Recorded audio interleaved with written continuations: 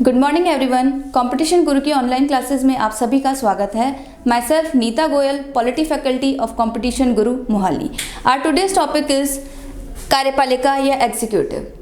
हमने last video में ये देखा था कि गवर्नमेंट ऑफ इंडिया के 3 ऑर्गन्स होते हैं, legislative, executive and judiciary. Legislative क्या करेगी? लॉ मेकिंग का काम करेगी। एग्जीक्यूटिव आपको क्या करेगी? उस लॉ एंड ऑर्डर को मेंटेन करेगी या एनफोर्स करेगी। ठीक है, तो आज हम उसी एग्जीक्यूटिव की बात करते हैं कि वो किस तरह से लॉ एंड ऑर्डर को मेंटेन करती है, एनफोर्स करती है। अब जब हम एग्जीक्यूटिव की बात करते हैं तो पहला सवाल हमारे में ये आता है कि हमारे कॉन्स्टिट्यूशन में आपने जितनी भी बुक्स पढ़ी होंगी उनमें ये होता है कि राष्ट्रपति जो है वो एक नाम मात्र की कार्यपालिका है, यानी कि नॉमिनल कार्यपालिका है। तो फिर एक्चुअल कार्यपालिका कौन है, ये क्वेश्चन हमारे माइंड में अराइज होता है। तो इसका आंसर यह है कि हाँ, हमारे यहाँ पे 2 तरह की कार्यपालिका होती है। एक होती है वास्तविक, उसमें आपके पीएम और उनके मिनिस्टर्स होते हैं, और दूसरी होती है नाम मात्र की, यानी कि प्रेसिडेंट। अगर मैं ये कहूं कि आपके प्रेसिडेंट सिर्फ एक स्टैंप सील है, यानी कि वो एक स्टैंप की तरह काम करते हैं या वो एक सील की तरह काम करते हैं, मतलब उनका कुछ एक्चुअल काम नहीं है। सारा का सारा काम जो कौन होता है? प्राइम मिनिस्टर और उनकी कैबिनेट करती है, लेकिन वो किसके नाम से होते हैं? आपके प्रेसिडेंट के नाम से होते हैं, यानी कि सिग्नेचर उन्हीं के होते हैं। तो इस वजह से ये कहा जाता है कि इंडिया में जो प्रेसिडेंट है हमारे, वो क्या है? हमारे स्टैंप सील है, यानी कि स्टैम्प की तरह वो इस तरह से काम करते हैं। एक्चुअल में उनका इतना रोल नहीं होता है। हाँ, उनके पास कुछ विवेकाधिकार की शक्तियाँ हैं, लेकिन वो लिमिटेड है। एक्चुअल सारे के सारे काम आपके कौन करेगा? पीएम करेंगे और उनकी मिनिस्टर्स करती हैं। अब आइए देखते हैं हम हमारे संविधान में इनके लिए क्या क्या उपबंध किए गए हैं और किस तरह से इनको आगे एग्जीक्यूट किया गया है। आर्टिकल 53 कहता है, आर्टिकल 52 में आपके प्रेसिडेंट है, वो कहता है कि there shall be a president, यानी कि भारत में एक आपके प्रेसिडेंट होंगे। आर्टिकल 53 कहता है कि संघ की कार्यपालिका शक्ति राष्ट्रपति में निहित होगी, वह इसका प्रयोग स्वयं या अपने अधीनस्थ अधिकारियों के द्वारा करेगा। इसका मतलब क्या है कि आपका कॉन्स्टिट्यूशन ये कह रहा है कि संघ की कार्यपालिका शक्ति राष्ट्रपति में निहित होगी, यानी कि क्लियरली कॉन्स्टिट्यूशन ये कह रहा है कि कार्यपालिका शक्ति राष्ट्रपति में निहित है, वह इसका प्रयोग या तो खुद करेगा या फिर अपने अधीनस्थ अधिकारियों, अपने सबऑर्डिनेट्स के द्वारा करेगा। लेकिन एक्चुअल में होता क्या है? एक्चुअल में ये होता है कि उन सारी की सारी पावर्स को यूज़ कर रहे हैं आपके पीएम और उनके मिनिस्टर्स यूज़ कर रहे हैं। तो आर्टिकल में कहा कुछ गया है और एक्चुअल आपकी जो ग्राउंड रियलिटी होती है वो कुछ और होती है। तो जो नॉन पॉलिटिकल स्टूडेंट्स हैं, जिनको ये नहीं पता है कि क्या चीज़ें हैं और किस तरह से, उनके लिए मैं ये चीज़ कह रही हूँ कि जो आपके कॉन्स्टिट्यूशन में तो ठीक है ये दिया गया है कि आपके राष्ट्रपति होंगे, संघ की कार्यपालिका शक्ति उनमें निहित होगी, वह उनका प्रयोग स्वयं या अधीनस्थ अधिकारियों के द्वारा करेंगे, लेकिन रियल में उनको यूज़ आपके सारे के सारे पीएम और उनके मिनिस्टर्स उन पावर्स को यूज़ करते हैं।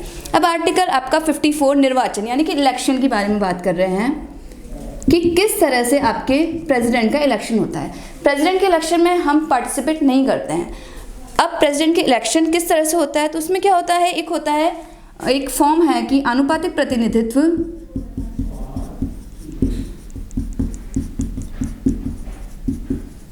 कि एकल संक्रमणी मत पद्धति।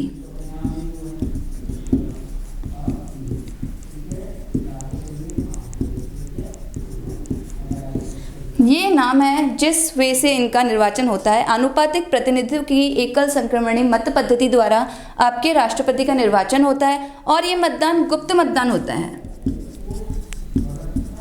सीक्रेट बैलेट, यानी कि इनमें हम लोग पार्टिसिपेट नहीं कर रहे हैं, ये गुप्त रखा जाता है। अब कौन कौन इनके, अब हमारे पास ये नेक्स्ट क्वेश्चन ये होता है हमारे माइंड में कि फिर इनमें पार्टिसिपेट कौन कौन करते हैं। तो इनमें कौन पार्टिसिपेट करते हैं? आपके संसद के दोनों सदनों के निर्वाचित सदस्य और राज्य विधानसभाओं के निर्वाचित सदस्य। मैं अगेन बात किनकी कर रही हूँ? निर्वाचित सदस्यों की, नॉमिनेटेड की बात मैं नहीं कर रही हूँ। नॉमिनेटेड मेंबर्स आपके कहीं भी इसमें पार्टिसिपेट नहीं करेंगे। संसद के दोनों सदनों के निर्वाचित सदस्य और राज्य की विधानसभाओं के निर्वाचित सदस्य ही इसमें पार्टिसिपेट करेंगे। अब आइए देख लेते हैं कि उसके लिए कौन सा फॉर्मूला रखा गया है। अब जैसे राज्य विधानसभा सदस्य के मत का मूल्य हमें निकालना है, तो उसके लिए फॉर्मूला क्या है कि उस राज्य की जनसंख्या कितनी है। सपोज किसी भी राज्य, बिहार, एमपी, गुजरात, राजस्थान, जिसकी भी बात की जा रही है, पंजाब, तो उस राज्य की टोटल पॉपुलेशन कितनी है वो रखी जाएगी। फिर विधानसभा के निर्वाचित सदस्य, अगेन नाम से ही निर्वाचित सदस्य, नॉट नॉमिनेटेड, उनको उनसे डिवाइड किया जाएगा। उसके बाद उसको 1000 से डिवाइड किया जाएगा। तो इस फॉर्मूला के द्वारा आपके क्या निकलेगा? राज्य विधानसभा के सदस्य के मत का मूल्य निकलेगा। अब हम क्या निकालेंगे? संसद सदस्य का मत का मूल्य। वो कैसे निकालेंगे कि सपोज एमपी, बिहार, गुजरात, राजस्थान, सारे के सारे मतों का मूल्य निकल गया, उनको टोटल कर लेंगे। उस टोटल को आप यहाँ पे रख लोगे और उसको किससे डिवाइड करना है? संसद के निर्वाचित सदस्यों की कुल संख्या से। उसके बाद जो आपका आएगा वो आपके हर एक मेंबर के मत का मूल्य, यानी कि इनके मत का मूल्य अलग निकल जाएगा और इनके मत का मूल्य अलग निकल जाएगा। अब उसमें भी दूसरी एक चीज़ ये आती है कि ये इलेक्शन जो होता है वो ऐसे नहीं होता है कि 4 उम्मीदवार खड़े हैं आपके A B C D, ए को वोट दे दो, बी को दे दो, सी को दे दो, डी को दे दो, नहीं, यहाँ पे हर एक जो भी यहाँ पे है वो सदस्य, उनको चारों को वोट देने का अधिकार है। लेकिन वो अब फर्स्ट प्रेफरेंस किसको देता है, सेकंड किसको, थर्ड किसको और फोर्थ किसको। सपोज मैं हूँ, मैंने फर्स्ट इसको दे दिया, सेकंड मैंने इसको दिया, थर्ड इसको दिया और फोर्थ इसको दिया। इस तरह से आपके प्रेफरेंसेस के बेसिस पे ये सारे के सारे वोटिंग सिस्टम कंटिन्यू होता है। फिर सपोज जैसे इसको एक एग्जांपल हम लेते हैं कि डी को सबसे कम मत मिले हैं, तो डी के मत किस में जुड़ जाएंगे, ऊपर के 3 में। फिर A B C आते हैं, फिर सपोज सी को कम मिले हैं तो ऊपर की 2 में जुड़ जाएंगे। फिर ऊपर के 2 में से सबसे ज़्यादा मत किसको मिलते हैं, उस अकॉर्डिंगली आपके प्रेसिडेंट का निर्वाचन हो जाता है। ठीक है, अब हम बात करते हैं पदावधि की। तो कितना कार्यकाल होता होगा इनका कार्यकाल है 5 वर्ष। ठीक है, अगर 5 वर्ष की समाप्ति से पहले उनकी मृत्यु हो जाती है या ये त्याग पत्र दे देते हैं, त्याग पत्र ये किसको देंगे, अपना हस्तलिखित त्याग पत्र देंगे, हस्तलिखित लेख जिसमें उनके सिग्नेचर होंगे, ये दे देंगे उपराष्ट्रपति को। किसको देंगे ये अपना त्याग पत्र, उपराष्ट्रपति को। और उपराष्ट्रपति इसकी इमीडिएट सूचना किसको देंगे, लोकसभा स्पीकर को।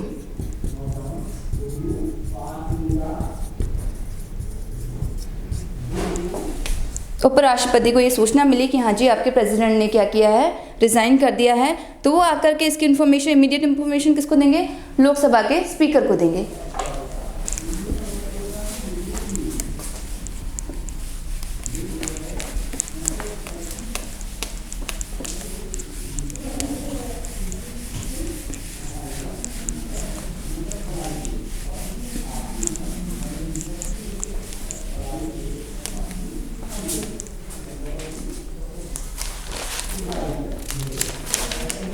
अब आगे हम बात करते हैं कि किस तरह से आगे की चीज़ें एग्जीक्यूट होती है।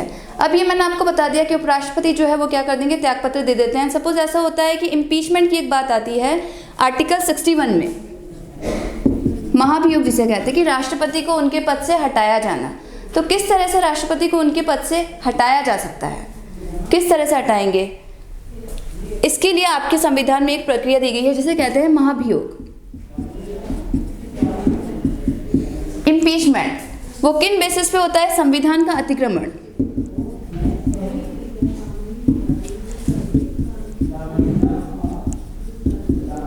अब राष्ट्रपति को हटाने के लिए सिर्फ यही बेस क्यों चूज किया गया है, क्यों, इसलिए कि अगर ये नहीं होगा तो क्या होगा, राष्ट्रपति एक्चुअल जो पावर से उनको यूज करना शुरू कर देगा और उसके ऊपर कोई भी अथॉरिटी नहीं होगी जो कि उनको उस पावर को यूज करने से रोक सके।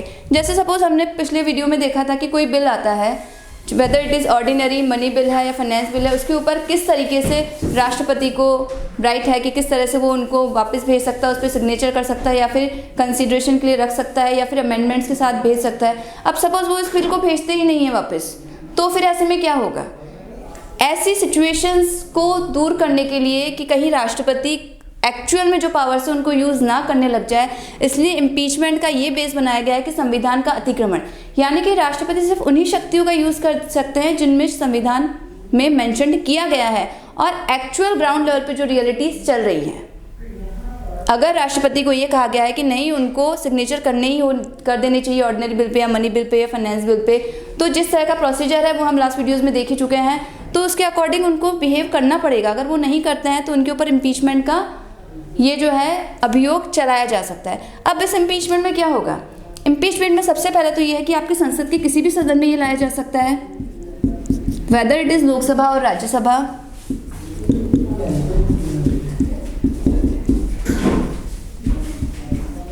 अब जब ये इम्पीचमेंट का आपका रेजोल्यूशन लाया जाता है, उसको कम से कम 14 डेज पहले प्रायर इन्फॉर्मेशन दी जाएगी।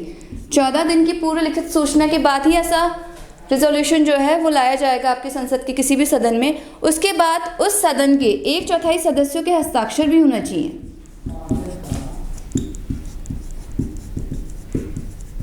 उस इम्पीचमेंट के प्रोसेस पे इनके 1/4 सदस्यों के हस्ताक्षर भी होते हैं।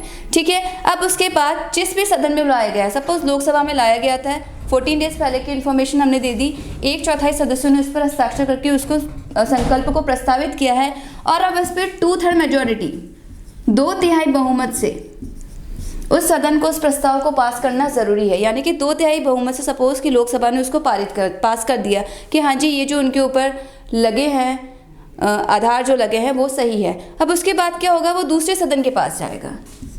अब उसके बाद वो क्या होगा, वही प्रस्ताव दूसरे सदन के पास जाएगा। अब सदन ऐसे में क्या करेगा, या तो उसकी जांच खुद करेगा कि उन पे कौन कौन से आधार ऐसे लगे हैं जिनको हम कह सकते हैं कि हाँ उन्होंने संविधान का अतिक्रमण किया है। तो सदन या तो उसकी जांच खुद करेगा या फिर करवाएगा।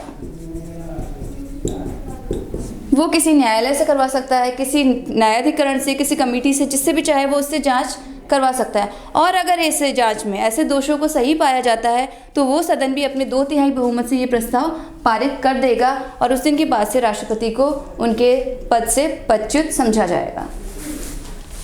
एक और चीज़ कि आपका जो राष्ट्रपति है वो पुनर्निर्वाचन का पात्र है, यानी कि राष्ट्रपति को वापस से री इलेक्ट किया जा सकता है। अब हम इनकी क्वालिफिकेशंस देख लेते हैं।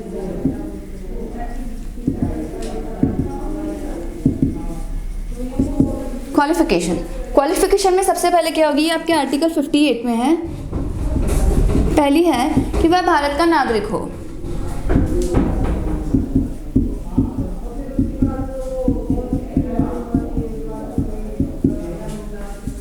पैंतीस वर्ष की आयु पूरी कर चुका हो और लोकसभा का सदस्य निर्वाचित होने की योग्यता रखता हो।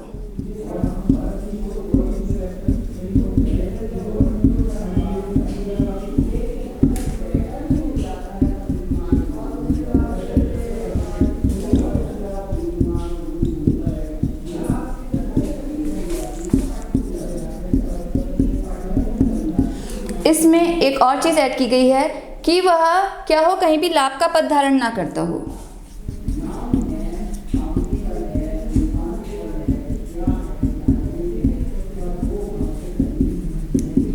संसद आपकी स्टेट गवर्नमेंट या आपकी सेंट्रल गवर्नमेंट कहीं पे भी वहाँ पे कोई भी लाभ का पद धारण ना करता हो, तो ऐसा व्यक्ति क्या है कि आपके प्रेसिडेंट इलेक्ट होने के लिए क्वालिफाइड करता है।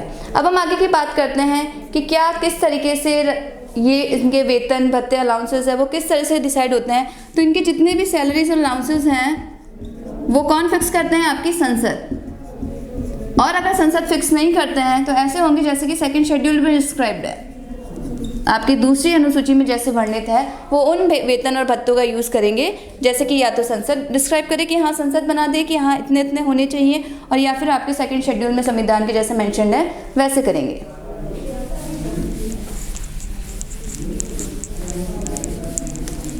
अब क्वेश्चन ये आता है कि ये ओथ किसके सामने लेंगे, अफर्मेशन किसको देंगे। तो इन सब सवालों का जवाब दिया गया है आपके आर्टिकल 60 में कि क्या करेंगे ये ओथ और अफर्मेशन किसके सामने ओथ लेंगे, चीफ जस्टिस ऑफ इंडिया।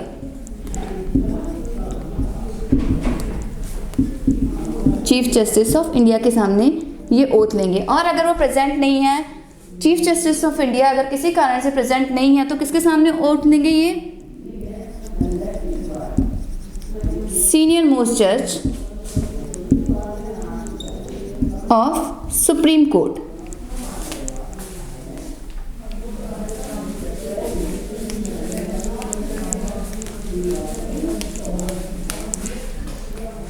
ये हो गए आपके राष्ट्रपति से रिलेटेड जितने भी आर्टिकल्स थे, जो भी थे, मैंने आपको इसमें डिस्क्राइब कर दिए कि किस तरह से इनमें। और इसमें सबसे मेन इंपॉर्टेंट जो है वो आपका आर्टिकल 61 है, दैट इज़ महाभियोग। तो उसका जो भी प्रोसीजर था वो मैंने आपको बता दिया, तो आपको उसी अकॉर्डिंग इसको कर लेना है। अब आगे हम देखते हैं कि इसके बाद अब कौन कौन से प्रोविजंस हैं जो हैं। अब आर्टिकल 63 में किसकी बात करी गई है, उपराष्ट्रपति।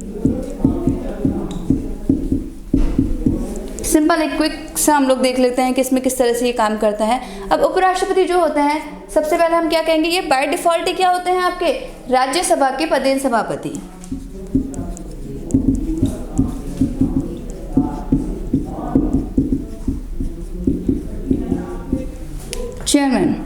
वाइस चेयरमैन होते हैं ये आपके।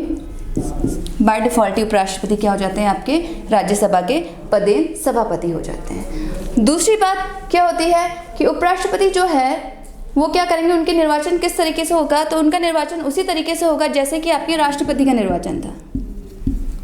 जब इनके निर्वाचन की बात करते हैं तो पूरा प्रोसेस सेम होता है, बस उसमें स्टेट लेजिस्लेटर भाग नहीं लेते हैं।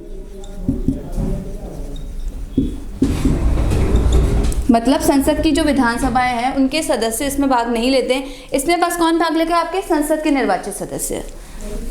अगर इसको और इजी तरीके से हम देखते हैं तो आपके उपराष्ट्रपति का जो निर्वाचन होगा उसमें कौन भाग लेंगे, बस संसद के दोनों सदनों के निर्वाचित सदस्य।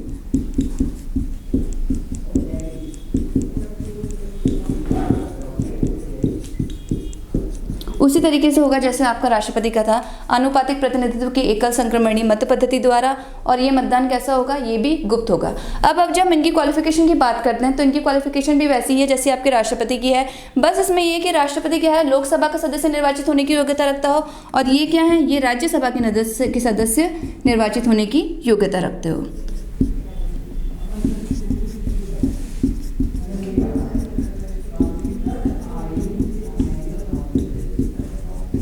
होने की योग्यता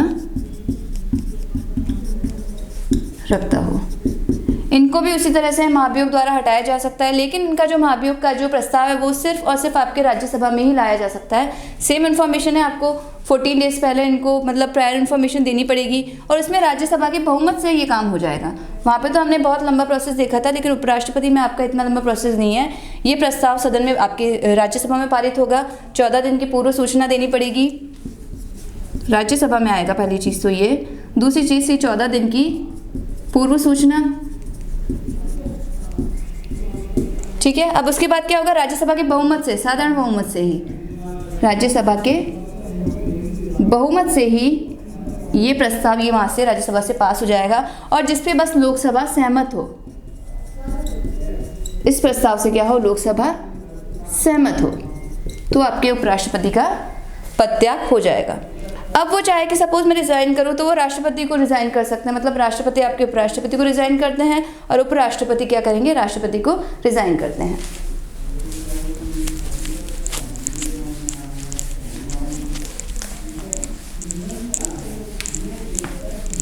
अब ये तो हमने आपके राष्ट्रपति और उपराष्ट्रपति यानी कि एक तरीके से राष्ट्रपति की आपके नाम मात्र की कार्यपालिका की बात कर दी। अब हम एक्चुअल जो कार्यपालिका है, हम मंत्रियों के बारे में बात करते हैं,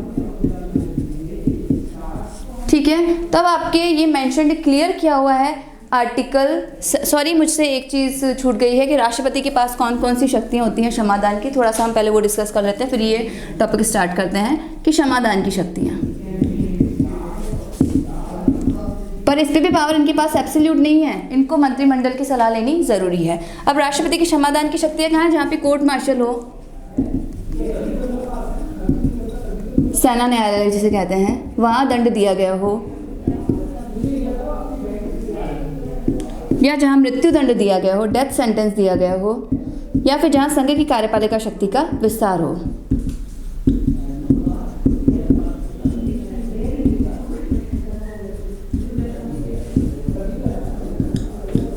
तो वो क्षमादान कर सकते हैं, उस दंड को विराम लगा सकते हैं, उसका लघुकरण कर सकते हैं, लेकिन जैसा कि उनको सलाह दी जाए उस अकॉर्डिंगली ये काम करते हैं, ठीक है। अब हम आपके एक्चुअल जो एग्जीक्यूटिव है उसकी बात कर लेते हैं, जिसे क्या कहते हैं, मंत्रिमंडल। क्या होता है मंत्रिमंडल? जब हम मंत्रिमंडल की बात करते हैं तो मंत्रिमंडल क्या होता है कि प्राइम मिनिस्टर को हेल्प करने के लिए, सपोर्ट करने के लिए उसको क्या बनाया जाता है कि उसको मंत्रिमंडल दिया जाता है। अब ये मंत्रिमंडल क्या होता है, पहले हम इसकी स्ट्रेंथ की बात कर लें तो ये लोकसभा के 15% से ज़्यादा नहीं होना चाहिए, यानी कि जितने भी आपके लोकसभा के मेंबर्स हैं उनके 15% से ज़्यादा इसमें सदस्य नहीं हो सकते। दूसरी ये है कि ये जब इसके निर्वाचन की बात करी, जब इसके अपॉइंटमेंट की बात करी जाती है तो क्या करते हैं कि इनको राष्ट्रपति, जैसे पहले उन्होंने प्राइम मिनिस्टर को अपॉइंट किया, राष्ट्रपति ने किसको अपॉइंट किया, पीएम को अपॉइंट किया। अब लिखा हुआ तो ये है कि हाँ जी राष्ट्रपति अपॉइंट करते हैं, बट रियल में राष्ट्रपति जो आपका दल होता है, पॉलिटिकल पार्टी होती है जो कि आएगी सत्ता में, उसके जो लीडर होते हैं उसी को अपॉइंट करते हैं। अब तक यही ट्रेंड चल रहा है। तो यही है कि चलो ठीक है, एनी हाउ हम कॉन्स्टिट्यूशन के प्रोस्पेक्टस से देख लेते हैं कि राष्ट्रपति क्या करते हैं, आपके पीएम को नियुक्त करते हैं। अब जब बाकी मिनिस्टर्स की बात होती है तो इसमें राष्ट्रपति को प्रधानमंत्री की सलाह लेनी ज़रूरी है। ये लिखा हुआ है कॉन्स्टिट्यूशन में, बट एक्चुअल में भी यही होता है कि पीएम ही डिसाइड करते हैं कि उनको अपने मंत्रिमंडल में कौन चाहिए। कई बार क्या होता है कि वो किसी गैर सरकारी सदस्य को अपॉइंट करते हैं।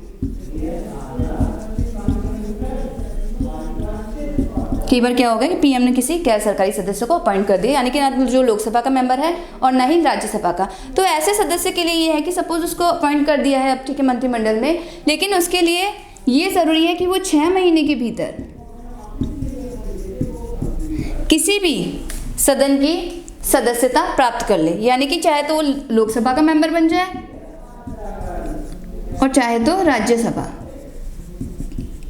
लेकिन ये चीज़ 6 महीने के अंदर हो जानी चाहिए। अगर वो 6 महीने के अंदर ये नहीं कर पाता है तो उसकी सदस्यता, उस सदस्यता से उसको कहा जाता है कि वो हट चुका है। ठीक है, अब इसमें कुछ एक चीज़ें हैं जो मैं आपको बस बताना चाहूँगी। एक होता है कि अविश्वास प्रस्ताव,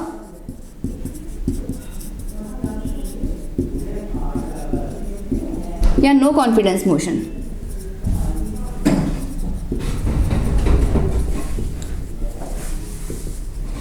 संसद सदस्यों के बारे में एक लाइन कही जाती है कि ये लोग साथ में तैरते हैं और साथ में डूबते हैं। अब इसका क्या मतलब हुआ कि सपोज मंत्रिमंडल के किसी भी सदस्य के विरुद्ध अविश्वास प्रस्ताव पास हो गया, तो फिर ये होता है कि पूरा का पूरा मंत्रिमंडल ही डूब जाता है, मतलब गिर जाता है। तो ये आता है अविश्वास प्रस्ताव आ जाता है।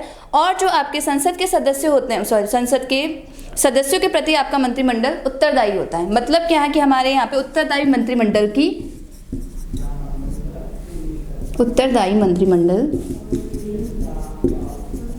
फॉर्म किया गया है। इसका मतलब क्या है कि ये जो मंत्रिमंडल है किसके प्रति उत्तरदायी होते हैं, आपके संसद, या एक्चुअल में मैं कहूँ तो लोकसभा। तो इस तरह से देखिए कि एग्जीक्यूटिव में क्या होता है, ये किस तरह से काम करते हैं, लॉ एंड ऑर्डर बनाते हैं। मैंने आपको लास्ट वीडियो में बता दिया। अब इसमें किस तरह से ये काम करेंगे, इनकी क्वालिफिकेशन क्या होंगी, किस तरह से इनके सैलरीज अलाउंसेस हैं, इम्पीचमेंट है, और किस तरह से जो ग्राउंड रियलिटीज़ हैं वो मैंने आपको इस वीडियो में बताने की कोशिश करी है। बट हाँ, एक ही वीडियो में सारी की सारी चीज़ें कवर करना थोड़ा मुश्किल होता है। Still I will try my best कि हाँ मैं इससे और अच्छे वीडियो और ईजी लैंग्वेज में वीडियो बनाऊँ। तो please like and subscribe our channel and please help us. Okay, thank you.